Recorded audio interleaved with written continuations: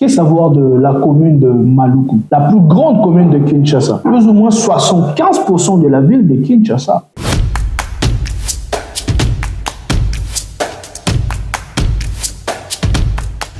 Bonjour à tous, ici Grace Eboué, votre conseiller en investissement, expert en stratégie de développement.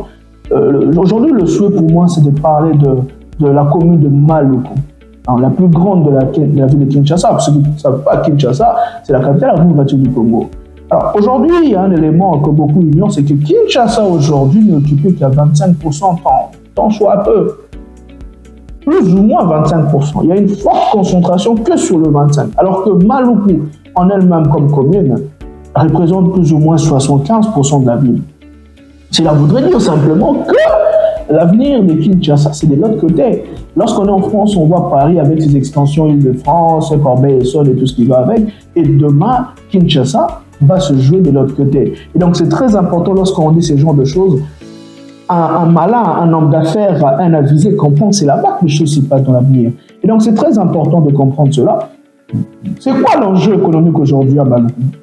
Ce que vous devez savoir, c'est que Maluku n'est pas seulement une commune. Dans Maluku, aujourd'hui, il y a ce qu'on appelle la zone économique spéciale. Pour ceux qui ne savent pas, en tant que consultants, nous sommes déçus aussi, c'est que la RDC est en train de mettre en place ce qu'on appelle des zones franches fiscales. Et la zone franche fiscale qu'on va mettre à Kinshasa est là-bas, en fait, à Maluku. Ce qu'on appelle la ZS, la zone économique spéciale.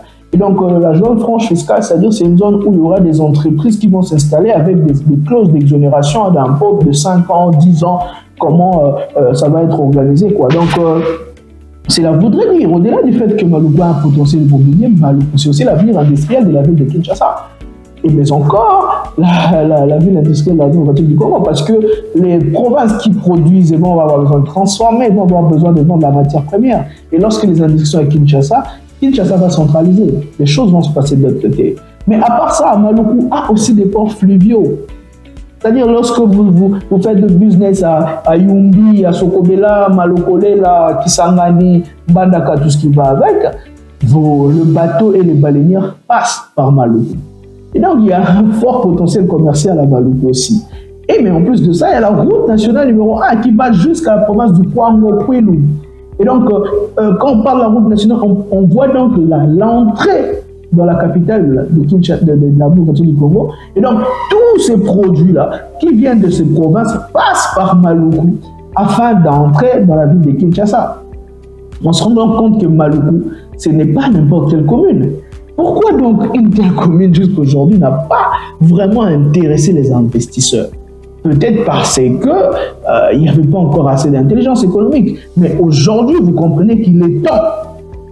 Il est temps de s'y mettre. Il est temps de se positionner dans ces coins de la ville de Kinshasa. Il est temps de mettre des gros investissements là-bas. Et donc, nous, aujourd'hui, avec notre cabinet, comme vous le savez, nous avons des offres immobilières à Maluku, aussi bien pour les terres agricoles que pour les parcelles. Alors, plusieurs personnes aujourd'hui ont du mal à comprendre les enjeux des terrains agricoles. Surtout à Maluku aujourd'hui, parce que les gens ne comprennent pas que Bibois, Mitendi, en tout cas beaucoup d'autres coins de la ville, aujourd'hui les parcelles qui y sont ont été d'abord et avant tout des zones rurales. Parce que lorsqu'on parle de terres agricoles, on veut beaucoup plus parler des zones rurales ici. Et donc, pour les zones rurales, les terres agricoles, plus souvent, ce sont des contrats amphithéotiques, et donc des durées de 25 ans. Mais dès lors que ces coins-là où vous avez l'amphithéose de 25 ans va être déclaré zone urbaine, c'est en ce moment-là il y a le jackpot. Parce que celui qui a 5 hectares va pouvoir éclater et avoir des parcelles de 20 sur 20, 20 sur 30 et commencer à vendre. C'est comme ça que beaucoup comme Kengo, Adondo, Abibois, tout ça, ont fait des grands chiffres grâce à ce genre de méthodes. Donc, acheter des terres agricoles, c'est stratégique. Vous pouvez d'abord commencer avec des activités agricoles, mais sur le long terme, vous pouvez tout justement avoir des très grandes concessions à Kinshasa. Et donc, les parcelles aujourd'hui aussi, bien entendu, sont vendues. Nous avons des parcelles de 20 sur 20, de 10 sur 20, qui ont d'ailleurs été mis à partir de $750. Vous imaginez, à Maluku aujourd'hui, on peut acheter une parcelle à $750.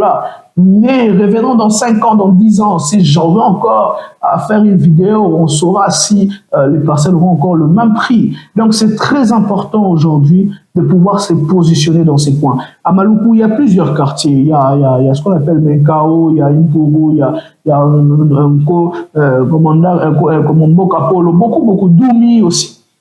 Certains d'ailleurs pensent que ces coins-là, c'est les Bandundu. Non, Bandundu, c'est plus loin vers Mongata. Donc, tout ce coin-là, c'est Maluku, c'est Kinshasa. Et donc, par exemple, à Menkao, vous avez aujourd'hui des hectares à $1,500, à $2,000. À Impuru, vous avez des hectares à 700, à $1,000. À Mbakana, à Doumi, surtout Doumi aujourd'hui, c'est vraiment une ville, bien que c'est après la rivière Maïdo, mais c'est une ville aujourd'hui, ça vit. Nous avons accompagné un projet où un Indien a acheté 100 hectares là-bas pour mettre d'abord station de service et puis des dépôts.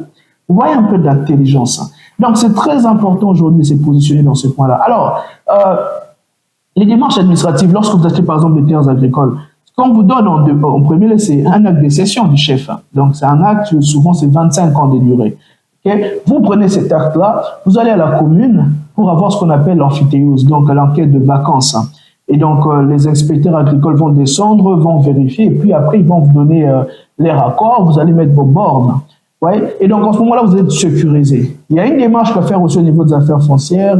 Lorsque souvent on est à plus de 5 hectares, il faut la signature du ministre des Affaires foncières. Toutes ces démarches-là sont des démarches. Il y a une partie, donc, jusqu'à la commune, c'est déjà la meilleure des démarches. Ça vous sécurise. Si vous avez encore plus de moyens, vous pouvez directement aller jusqu'au ministère. Mais c'est sécurisé avec la commune, c'est déjà intéressant parce que dès lors que ce point-là sera urbanisé, vous avez le moyen pour faire la mutation au niveau des affaires foncières. Et pour le parcelle, on vous donne l'acte de vente. Hein, et avec l'acte de vente, si c'est 1 hectare, c'est l'acte de cession. Et donc, vous ramenez cela aussi au niveau de la commune et puis du cadastre pour avoir ce qu'on va appeler le numéro cadastral pour permettre à ce qu'il y ait éclatement si vous avez besoin d'éclater. De cette manière-là, le numéro cadastral principal va être éclaté en plusieurs numéros. Vous pourrez maintenant avoir pour chaque parcelle ce qu'on appelle l'acte de propriété précaire.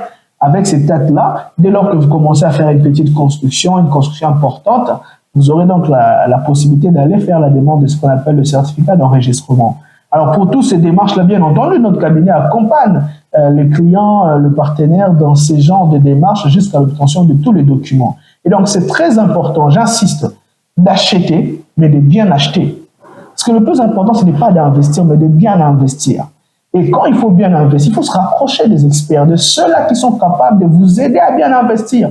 Et sans prétention aucune, je pense qu'aujourd'hui, notre cabinet Investir en RDC se positionne pour mieux accompagner, pour mieux orienter avec, bien entendu, une étude de veille sur la disponibilité et la qualité vacante des terres mises en vente. Quoi construire à Maluku?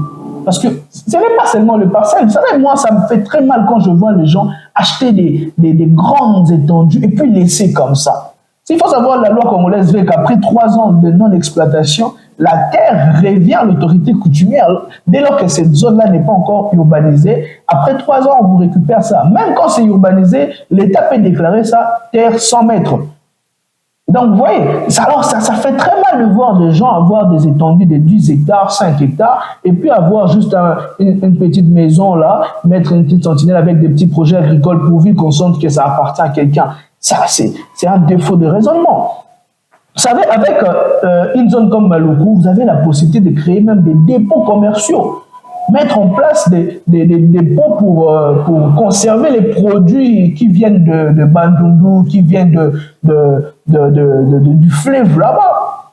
Ouais, donc il y a beaucoup d'autres choses à faire là-bas. Vous pouvez même construire des maisons de retraite pour les gens qui prient. Beaucoup vont à Manguengue alors qu'il n'y a pas de bonne maison. Quand il pleut, ça dérange. Mais vous pouvez venir à Maluku, vous construisez une belle maison de retraite là, et vous faites un marché. Donc, il y a beaucoup de choses à faire. Après, on ne peut pas tout dire parce qu'il y a nos clients aussi qui ont des informations réservées. Et donc, j'invite à ceux-là qui ont besoin d'avoir plus d'informations ou même ceux qui ont des idées, qui ont peut-être de moyens, mais ils veulent se liguer avec un corps. En fait, on vous annonce tout justement la mise en place de notre fonds participatif d'investissement immobilier et de développement en RDC. Donc, c'est notre mutuelle congolaise axée sur l'investissement. FPID, on va en parler d'ailleurs dans une vidéo pour mieux comprendre ça. Donc c'est très important parce que là, à l'intérieur de cette mutuelle, On partage les informations, les stratégies, les formations et les informations.